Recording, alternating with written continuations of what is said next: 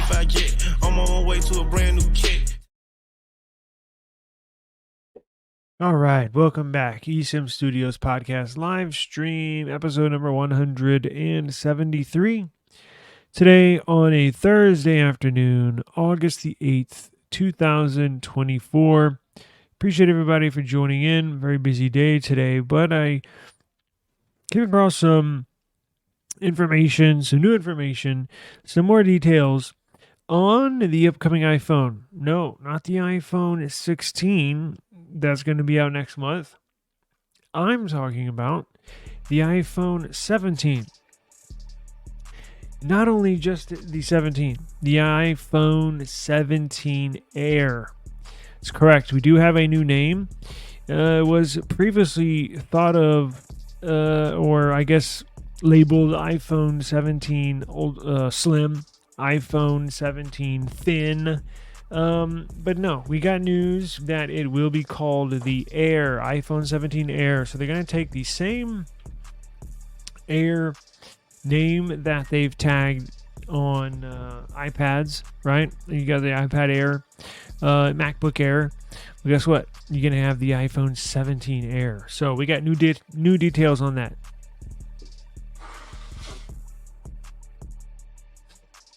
Sorry. It is going to be a game changer for Apple. It's going to, people's heads are going to explode when they come across this device. Well, let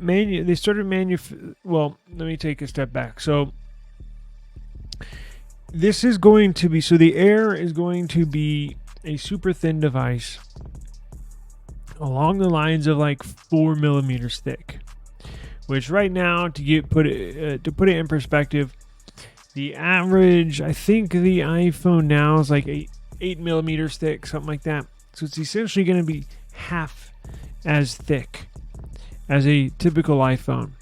It's going to replace the iPhone 17 Plus, so no more Plus model. They're going to kick out the Plus and insert the Air. They have a new way of manufacturing. So how they're going to get it so slim, so incredibly thin, is they have a new manufacturing. And we're going to get into the details here. I'll show you in a second. But just to let you know some behind the scenes, how they're able to get it so razor thin. I mean, I'm talking half the thickness of this. Nothing Phone 2, it's roughly 8 millimeters thick. Right, so you're looking at the thickness, 8 millimeters thick. So 4 millimeters would be half of this. So if you look where the USB Type-C plug-in is, and you essentially split the phone in half this way, it would be either the top half or the bottom half of that USB Type-C plug-in. We're talking just incredibly thin. So how they're able to do that is they have a new manufacturing process of manufacturing the motherboard, the PCB. So what they're going to do is Apple has started a new manufacturing process. So inside the device, you know how you'll have the motherboard, and then you'll have then they'll solder the CPU on top. They'll solder the RAM, the storage, stuff like that goes on top of them, on top of the motherboard that's soldered down. Now, what Apple's doing, they are building the motherboard with the CPU, with the RAM chip, with the storage, all built inside that board. So it's not stacked on top of each other. Now they are essentially all one piece, which is awesome. You don't hear me give Apple too much credit, but that is freaking awesome. I know they patented this new way of manufacturing process. I don't know, eventually, I'm sure Samsung in the future, even may trickle down to Apple. Who knows? Maybe Motorola, Nokia, down the line will eventually get to the same manufacturing process. But I know Apple has patented this new PCB board, this new manufacturing process. That's how they're able to shave off even a few more millimeters of thickness, right, to get it down to that 4 millimeters. Now, this is going to be a drastic change in the design language for Apple. We do have some mock-ups here, and we will get into that here shortly. Let me show everybody what more information we have, right? So let me share the screen here. All right. So here we have, let's pull this up this way. Pardon me while I maneuver my windows here. So we might get into the reasons to wait, but let's go into the 17 Air, which we are talking about at the moment. So you see a drastic change, right? So you see now this isn't entirely true, the mock-up. Now obviously we don't know what it looks like, but this is a mock-up, right? That's what it is. Just to kind of give you an idea. So look, just to give you an idea of how thin this is. It's essentially the thickness of a power button or a volume button. Look, that volume button and the power buttons take up the whole side of the phone. It's that thin. Different design language from the typical iPhone. So the typical iPhone, you have the cameras. Excuse me, you have the cameras. I mean, everybody knows what an iPhone looks like. This one's going to have different design. This one's going to have cameras essentially at the top of the back of the phone, and they're going to be centered. So you're going to get new camera setup, top back of the phone, centered right in the middle. And let's get into what we know so far. So this ultra thin iPhone 17 Air is going to feature an A19 Bionic chip from Apple, right? Single rear camera. This one says single. I've heard double. And this one says single. So obviously it's too early to know for sure, but I think what we kind of know is that it's not going to have a triple camera setup. And why is that? Well, that's because there's so many components. The third, I believe it's the periscope camera, is very thick. It's very deep. It sits deep inside the phone. It has multiple layers inside that sensor. It's too thick to put in the phone. Remember, this is supposed to be razor thin. So they're only going to put in cameras that are very shallow, that where they can essentially put the phone as thin as possible, right? Having that periscope camera is just too thick of a sensor, so they're going to exclude that. I don't believe it's going to encompass one camera. I personally believe it'll have two. However, what we're getting the news right now is that it's going to have one, but again, I think we'll see that too. It's going to have a semi-titanium frame, so you're going to have a blend of different materials with titanium in there because it's going to be so thin. You're going to have to worry about bending it and breaking it. Just to pass the jerry rig everything test, you're going to have to put some kind of foundation, some kind of support, some kind of rigidness in there. I think it was the iPhone 6 that they had the bend gate where there were a whole bunch of people, their iPhones would come up bent, right? Stick them in your back pocket, go to sit down in your car, and you bend your iPhone. Well, having a blended mid-frame, a blended foundation of that frame being titanium and or metal, very good choice. It's a very strong metal, right? So it's going to be a revolutionary ultra slim flagship smartphone. This is going to blow people's minds. I cannot wait to get my hands on one. And I don't think I've ever said that about an iPhone.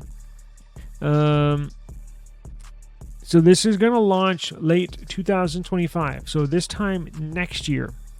I know I'm talking about the 17, not talking about the 16, which is going to come out this September. I'm talking about this time next year, right? Apple's going to start introducing some changes in their phones. Thank God, it's about time. You're going to see new designs, a new design language, and we'll maybe get into it here shortly, but you're going to see under display cameras, front selfie sensors. The dynamic island is going away. They're going to put under the display cameras. And now it might still have it will have a selfie. It will have a hole punch similar to what you see on Samsung, similar to what you see on Nothing and OnePlus devices for a year. I think that starts next year or the year after. And then the year after the hole punch, they're going with all under display sensors.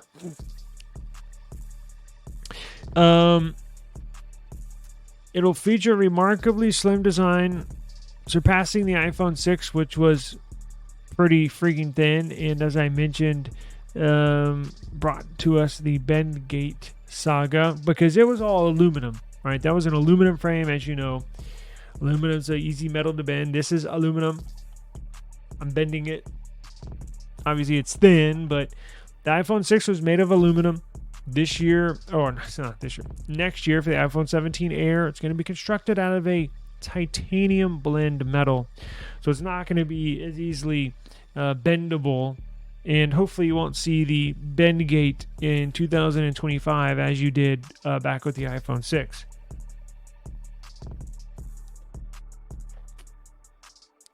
Now,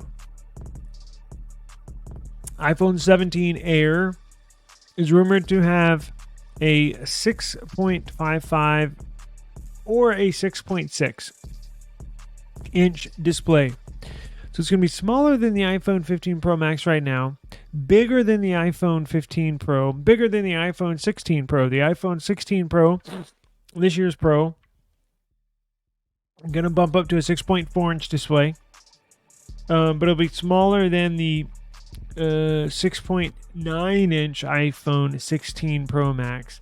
So it's going to sit right in between. It fits right in with that, where it's going to kick that Plus model out, and they're going to introduce this Air.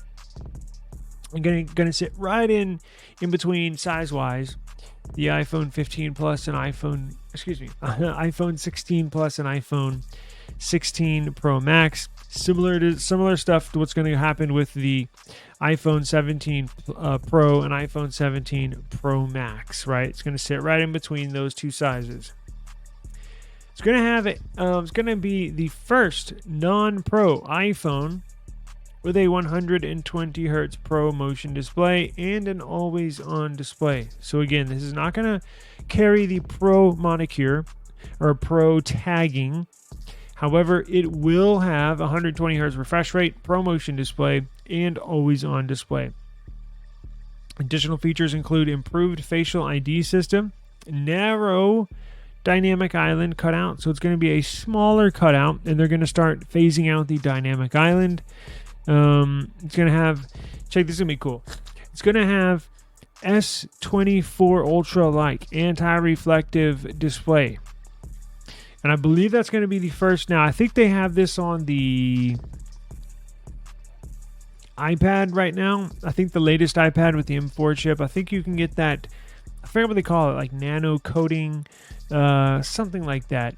But essentially, this will be the first phone that they produce with the anti-reflective display, just like the S24 Ultra. It's going to, as I mentioned, be powered by the A19 Bionic chip and with an advanced and enhanced neural processing unit NPU and a custom 5G modem. Now, another cool feature, new battery chemistry, new battery technology. So one of the major factors making a smartphone and making a smartphone thick is the battery, right? So when you make, as I mentioned, their new motherboard is going to have all the components baked into the motherboard. So again, it's not going to be stacked on top of each other. They're going to thin it out. And another factor, as we mentioned, the camera too. No periscope camera, because a periscope, very thick camera, multiple layers. They're going to kick that out. But the battery, right? A battery is another component, another part of the device that adds thickness to a phone. Apple has come up with a solution to that, for this new upcoming iPhone 17 Air. It's going to use new battery chemistry. There's not much on it right now. However, I've been tracking some details, and I think they're going to use, I don't know if they're going to, so there's a new, OnePlus is coming out with a new battery chemistry. It's actually thinner, lighter materials as far as what the battery is made up of inside. Thinner, lighter, and can actually hold more power than a traditional battery that's in your, I don't know, Nothing Phone 2. So we don't know on the specifics of this new battery, but we do know they are working on new battery technology. So it's gonna, I'm assuming it's gonna be something like the new OnePlus battery. It's gonna be thinner, and it's probably gonna be bigger, just to more surface area, so they can thin out the battery. Because right now they're essentially like this. iPhone batteries are long and tall. Android batteries are usually more in the shape of a square, like Samsung uses.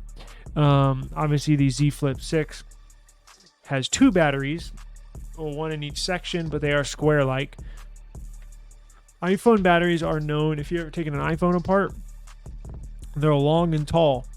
So with this one, they're going to thin it out, make it more square-like and or rectangle-like, and make it spread out over the back so they can thin it out as well. But you're going to see that new technology. And again, I do apologize. I don't have the specifics with me. Just shame on me. I should have that. But I'll bring it to you at a later time. But just know it's going to have new battery technology, right? Very, very cool stuff. Let me see if I can pull up a picture.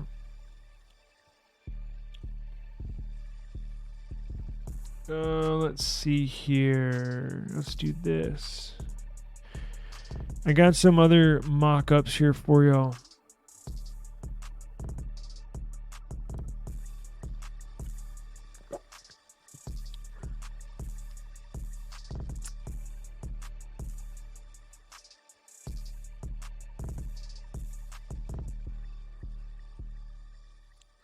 Damn it.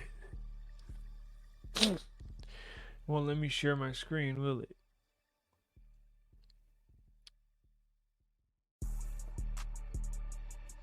There we go. So check this out.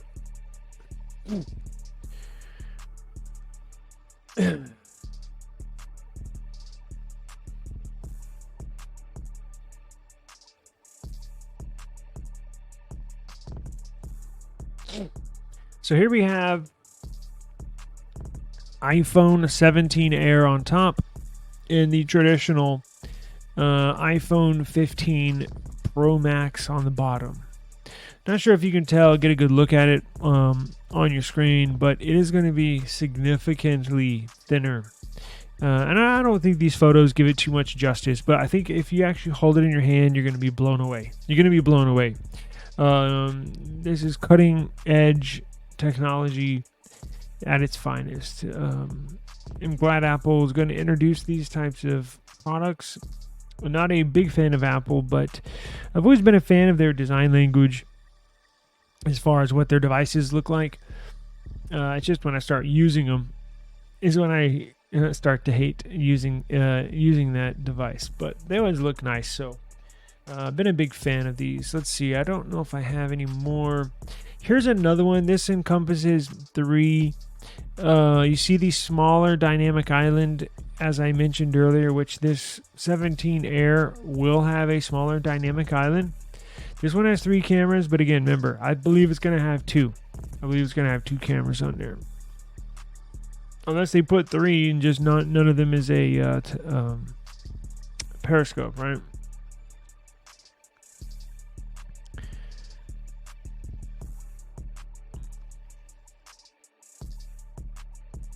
Now, this one was put out. I saw this online. I don't think it's going to look like this. This looks basically like the iPhone SE4 that's supposed to come out. And then there you have your iPhone lineup. So, let's see here.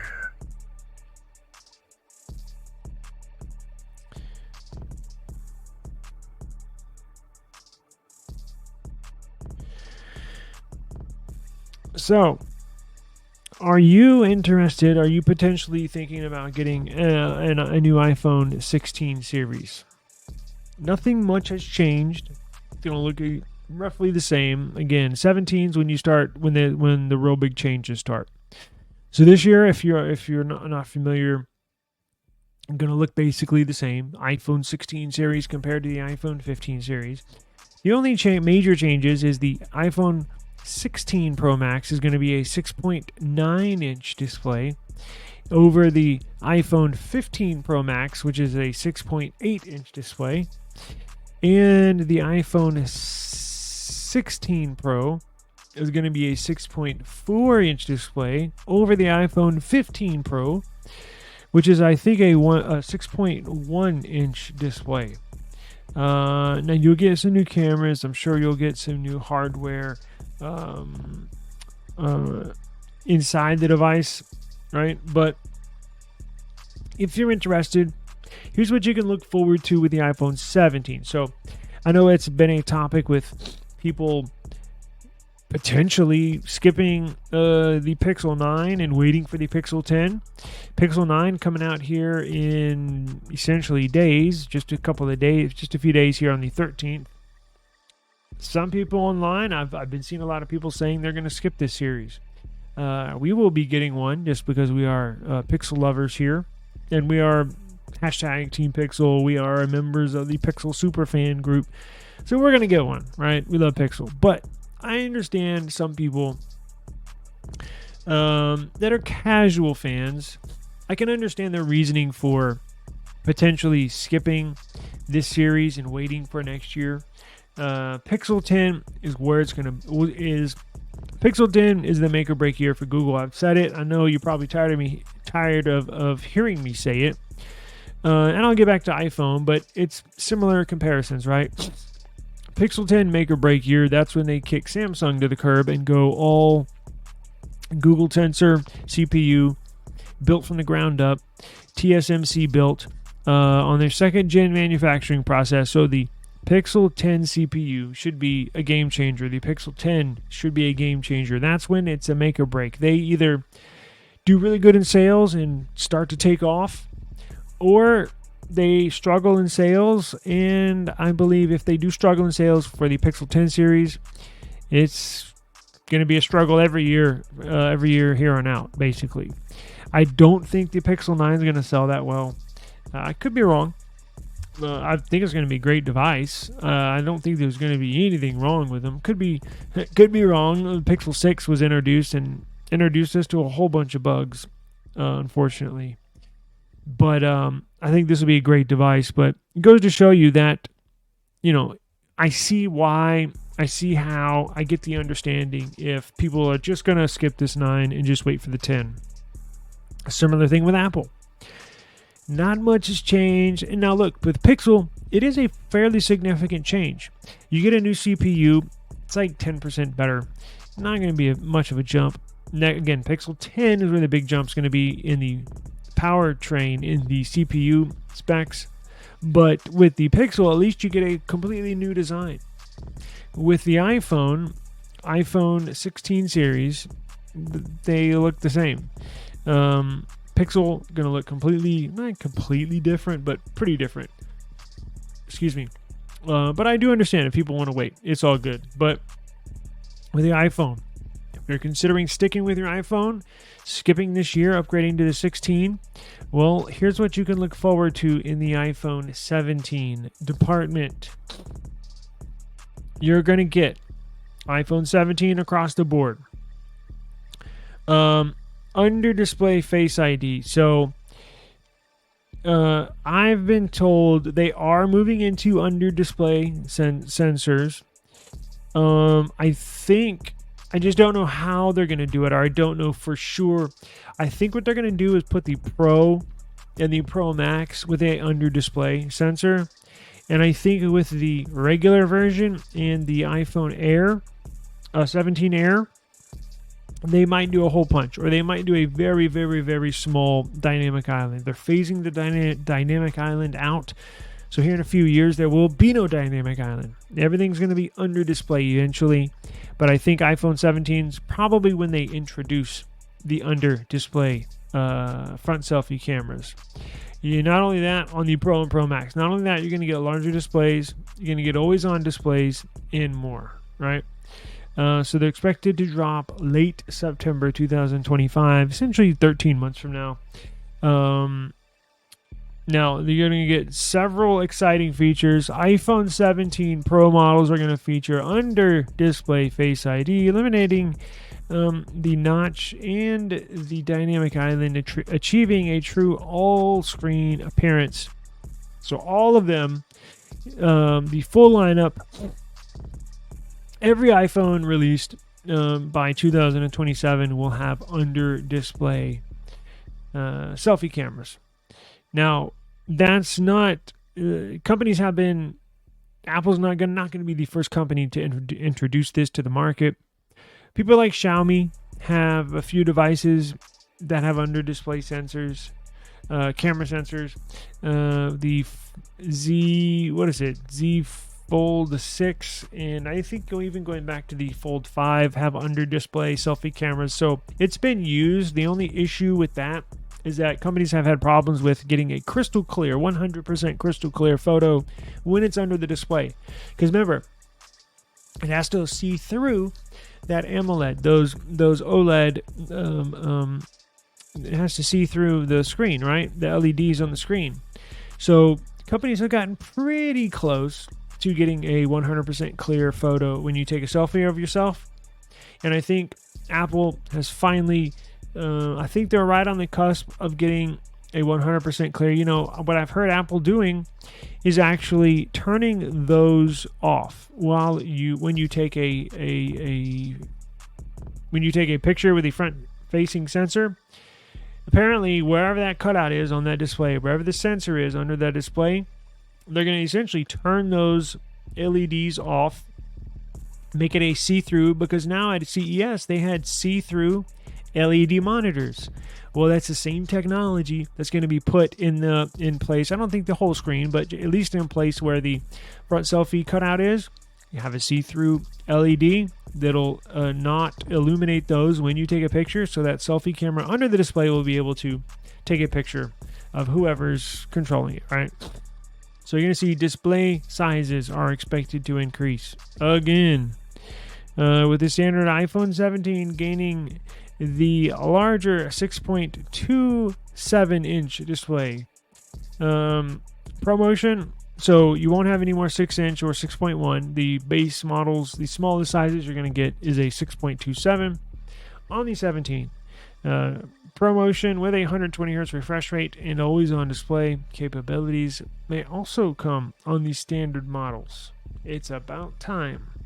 Even there's CMF Phone 1, it's $200, has a 120 Hz refresh rate display.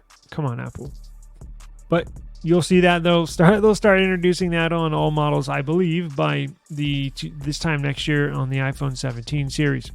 iPhone 17 Pro models could be equipped with an Apple-designed Wi-Fi 7 chip for faster speeds, lower latency, and reduced reliance on external suppliers. The iPhone 17 Pro Max may feature an upgraded 48-megapixel telephoto lens optimized for use with Apple Vision Pro headset, completing a rear camera system with another 48-megapixel sensor. Now, iPhone 17 models are rumored to receive a 24-megapixel front-facing camera with 6-element lenses for improved image quality and detail, an anti-reflective display with enhanced scratch resistance is also expected across the iPhone 17 lineup. So, just like the anti-reflective display here on the S23 Ultra, you're going to get that on Apple devices now, starting with the iPhone 17. We also talked about that 24-megapixel sensor, what was it, a couple weeks ago, I believe. We dug into to the details of that sensor a couple weeks ago. The iPhone 17 Pro models may get a boost A much needed boost, may I add. Now, I think this is going to be on the Pro models. You know how Apple likes to split stuff up. I believe the Pro and Pro Max are going to come with 12 gigs of RAM with improved multitasking, right? Specifically for AI capabilities. The Pro Max, 17 Pro Max, could have a narrower dynamic island due to a smaller meta lens used for Face ID. Additionally, Apple might introduce a new iPhone 17 Air model with a thinner design, a single rear camera. I think it's going to be 2. And it shall improve the camera, right? It will definitely improve the camera. So, very interesting. Definitely cannot wait for these to come out. And it seems like we get more and more information as time gets closer. I know we still have one launch to go, and then we can, I'm sure, this time next year we'll obviously know everything, because this time next year we'll be 1 month away from these. And 1 month away from the iPhone 17 Air. It seems like as of lately, we've been getting more and more leaks, though. Apple traditionally does not leak that much stuff. But look, what if they had news to leak about? They don't change hardly anything in the last 6 years. So it's kind of boring. Really not much to leak, right? Here's the specs. You know, little subtle changes here and there. But this, huge news. And I can promise you, I'm going to stay on top of this, and we'll bring everybody all the details, Now, I'm not going to bring you just leaks that are coming from here and there. I try to cross-reference these. I try to get a second source, a third source to confirm this stuff. So, look, I'm sure we're pretty good on leaks that we bring forward and bring to you guys. Am I wrong on a couple things? Sure, but for the most part, we've nailed a lot of stuff. I was a lot more times than we have not. So, should get the 2 cameras in the back, and then as time goes on, we'll see how they maneuver the dynamic island and the under-display front selfie sensor, which will be really cool. Now, before we get out of here, Samsung, you have an update. If you have an S24, S24 Plus, S24 Ultra, or if you have an S23, S23 Plus, and S23 Ultra, the August security patch is out. I've updated mine, and they seem to be good to go. Now, the flips, the foldables, if you have a Flip 6 or a Fold 6, I don't believe the August update is out right now. Let me double check on mine real quick. I just updated my 24 Plus and 24 Ultra a couple hours ago. No, it's not out yet. But I'm sure they'll be putting it out here in the next day or two for the new foldables. But if you have an S24 series or an S23 series, they are available. So go please and check your devices for an update. What else do we have?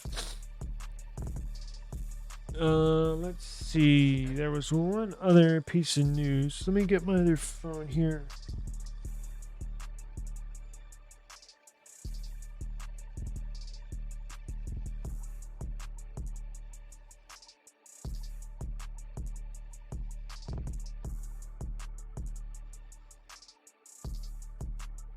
Okay, I got it. So, OnePlus, congratulations. I would like to congratulate OnePlus for improving upon one thing that really bothered me about OnePlus devices. It absolutely puts a damper on my experience, as many others as well. It's one of the reasons why I stopped using Motorola phones, is their update process and update frequency, as far as how frequently they update their devices. So Samsung and Google, really, really, really good about updating their devices.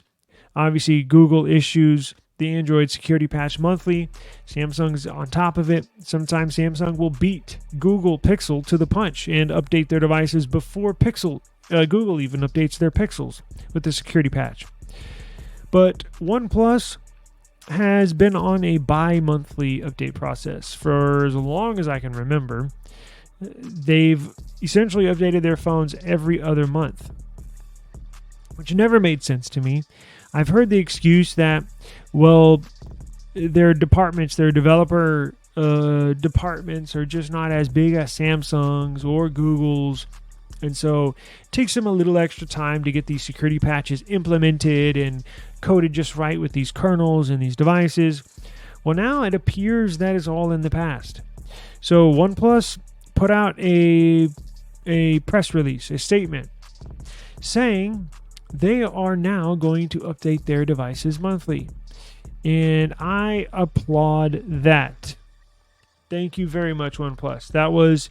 It's huge. And I know there's a lot of people like myself that feel the same way, right? Again, that's why I stopped using Motorola. Motorola is notorious for just not updating their devices. They're like a year behind. Literally, I'm not even joking. Some of these devices a year behind, which is outrageous, because security, your information on these devices have to be secure. It is unexcusable for a manufacturer to not update their devices once a month. And I'm not even talking a month behind. Even if they update them monthly, some of these manufacturers will update their devices monthly, but they're a month behind. So like, we're in August, right? So let's say if I was using a random phone, I would get an update today, but it would be for the July security patch, not the August security patch. And then next month, instead of getting the September security patch, I would get the August security patch. That's not acceptable. We're too far advanced. We're too into technology to where these companies are shorting you on updates. It's inexcusable. There is no excuse. I don't care if, we just don't have the manpower, or we just don't have the developers. Well, then hire developers, right? Outsource your work. I don't care, but it's inexcusable. There's so many data breaches. There's so many people getting hacked, regardless of I know it doesn't correlate, but their Twitter's account. I just talked to somebody where their Twitter was hacked, and that was the second I've heard of in a week. Your data is too precious. We're spending too much money on these devices not to get updated monthly.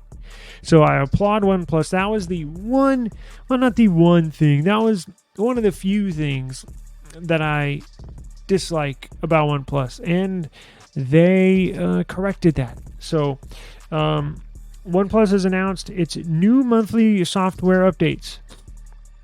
It's like the company's version of Google's Pixel feature drops, right? However, as Android Authority noted, it's more confusing and sort of impressive. So let me explain. For those unfamiliar, yes, I already went through all this. According to the announcement, actually, you know what? Let me go to the announcement. I don't want to read Android Authority.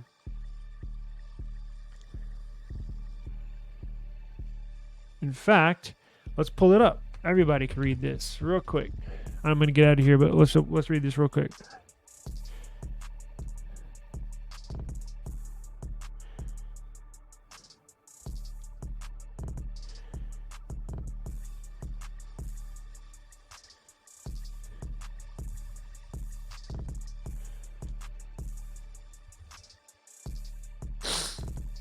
So,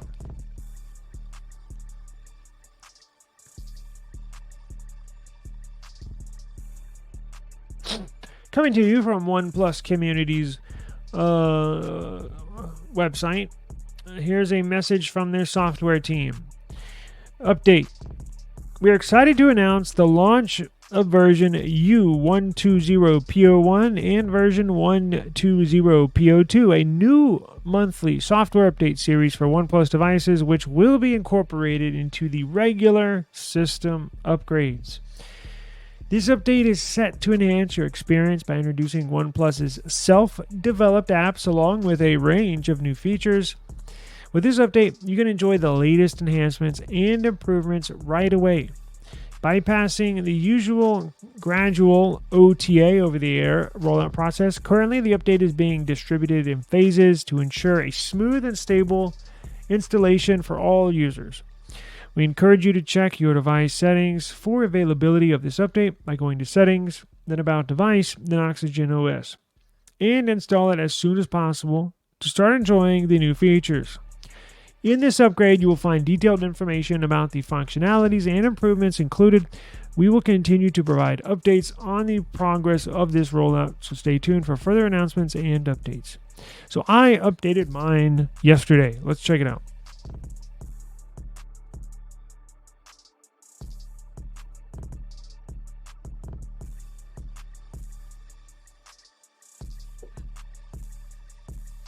So, what did we get in this version? Changelog. Calculator optimizes unit converter interface on the calculator. System improves system stability. Update schedule. So, that wasn't much of an upgrade, but look, of an update. But I'm glad they're moving to monthly updates. They should be applauded for this. So, you're going to get... They've started the rollout August 2nd. Gradually rolling out. It'll reach all devices around September 6th. Please wait patiently. I already got mine. I doubt it's going to take that long. Just check your device for updates for OnePlus. If you haven't gotten it so far, you should get it here in the next day or two. Little key secrets on updating your device. It worked for me in the past. So if you go to your update and it says no updates available, simply restart your device, literally power it off, wait a few seconds, power it back on, and then check that has worked. Or turn your Wi-Fi off, turn your Wi-Fi back on, and then check again. And that has worked for me in the past. So what that does is it essentially cuts the connection to the server and reestablishes a new connection to the update server, and then it will sometimes refresh it and then catch on that, hey, there's an update. A lot of times your device will already be connected to the server and it's just used to saying, hey, no update. So once you reestablish a new connection, it has worked in the past. And if that still doesn't work for you, just gonna have to wait a day or two, but just check it every morning or whenever you can every day, and it should be out. So it looks like it's available for most OnePlus devices, all the way OnePlus 12 series, 12R, OnePlus Open, 11, 10, 9, 8, and the Nord devices, including the new Nord 4, OnePlus Pad, OnePlus Pad Go, even all the way down to the cheap ones, the OnePlus Nord CE and all that stuff. Let's see here. So, good news. Now, on the Samsung side, there was no change. In the changelog, there was not much. I think Samsung update, let's go to that.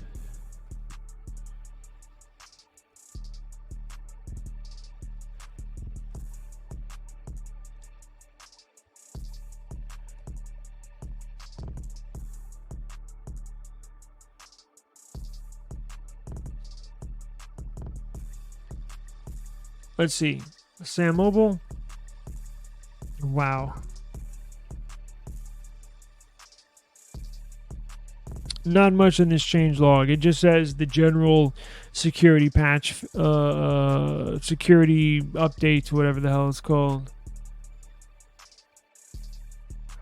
Yeah, I don't see much from here. Because when I looked earlier, when I updated the device, it just said general updates. So I know there was supposed to be a big camera improvement in this August update. That unfortunately is pushed back.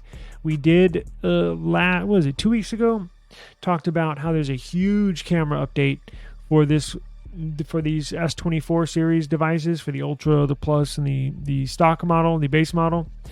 It was not on this update. So wait another month, and there should be a huge camera update that should improve many things. Photo quality, processing of these photos.